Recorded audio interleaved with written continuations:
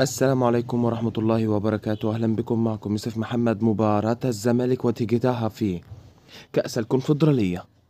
سوف نتعرف معا على موعد وتوقيت المباراة، القنوات الناقلة، التشكيل، ولكن لا تنسى ذكر الله والصلاة والسلام على رسول الله. ولا تنسى أيضا تشجعنا بلايك واشتراك للاستمرار في الأفضل إن شاء الله.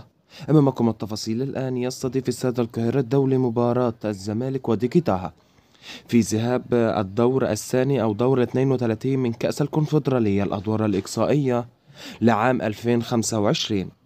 يدخل نادي الزمالك هذه المباراة ولا بديل عن الفوز لإسعاد جمهوره بعد النكسات الأخيرة في الدوري وأخبار نادي الزمالك.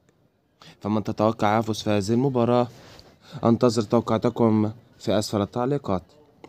التشكيلة الأقرب لنادي الزمالك في هذه المباراة: في حراسة المرمى محمد صبحي، في خط الدفاع صلاح الدين مصدق ومحمود حمد الونش ومحمد اسماعيل وبن تايك، في خط الوسط احمد ربيع وعبد الله السعيد وناصر ماهر، في خط الهجوم محمد حمدي وعمرو ناصر والفينا بريز.